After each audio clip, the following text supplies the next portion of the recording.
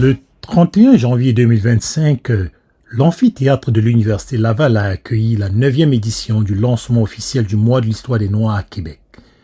Un événement hautement symbolique, riche en couleurs et en émotions, qui a mis à l'honneur les réalisations des communautés noires tout en rappelant leurs contributions essentielles à la société québécoise et canadienne.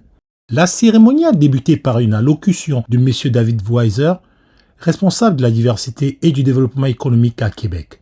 Dans son discours, il a souligné l'importance de cette célébration annuelle et son rôle crucial dans la valorisation du parcours et des accomplissements des personnes noires au Québec. Il a inspiré sur l'importance du dialogue et de la reconnaissance mutuelle pour bâtir une société plus inclusive. J'ai adoré le panel, d'entendre quelqu'un de la communauté qui a réussi. Monsieur Samuel Odetso, porte-parole de l'événement, a pris la parole pour rappeler tout le chemin parcouru par les communautés noires, leurs luttes, leurs victoires, mais aussi les défis encore présents.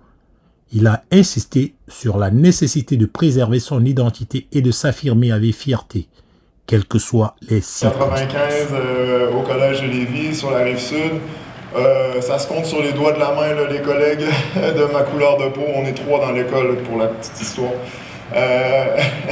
Donc, à force de résilience, à force de persévérance, on s'aperçoit finalement que notre couleur de peau... Un message fort, repris en écho par M. Lewatt, président de la table de concertation du mois de l'histoire des Noirs à Québec 2025, qui a ensuite dévoilé le programme des activités prévues tout au long du mois en collaboration avec les différents partenaires, organismes. C'est la 9e année consécutive que la table de consultation prend l'initiative de proposer une brochette d'activités. Nous ne sommes plus disposés à attendre qu'on nous propose. Un appel à l'action et à la prise de conscience s'est fait par M. Mbaye Emmanuel, fondateur de la table de concertation et actuel président du COPAC. Il a exhorté les membres de la communauté noire à prendre pleinement leur place dans la société canadienne, à s'engager, à entreprendre et à briser les barrières encore existantes. Les autres qui sont là, je ne sais pas s'il y a d'autres personnes dans la salle qui étaient présidents de la table de mois de l'histoire des Noirs. J'ai vu le professeur Anne qui était là aussi et tous les organismes qui ont proposé les activités. La transition s'est ensuite faite avec l'animatrice de la soirée, Camille Esther Gagnon, qui a accueilli l'ex-sous-ministre adjoint au MAPAC, M. Aziz Nian, pour une causerie-discussion captivante. Durant près d'une heure, M. Nian a partagé son parcours exceptionnel marqué par des défis, des apprentissages et des succès. Je pense que pour simplement dire que l'apport de la communauté noire aujourd'hui, même dans la ville de Québec, elle est significative, elle est très importante à tous les niveaux. Un témoignage puissant qui a su captiver l'audience et offrir un véritable moment d'inspiration. Après cette discussion enrichissante, une pause réseautage et un souper convivial ont permis aux participants d'échanger, de tisser des liens et de partager leur expérience.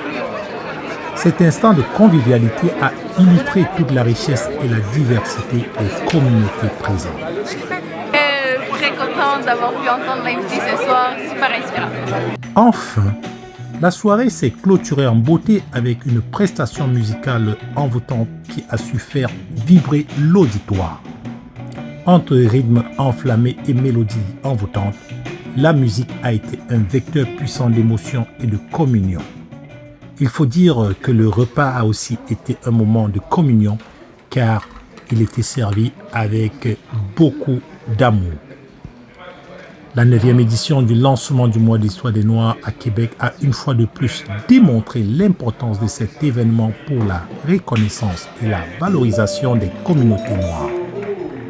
La forte affluence et la diversité des participants témoignent, s'il en était besoin, de l'intérêt croissant pour cette célébration et du désir de construire ensemble un avenir plus inclusif.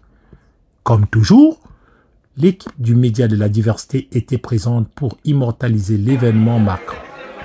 Florent Léal pour Diaspora Interactive.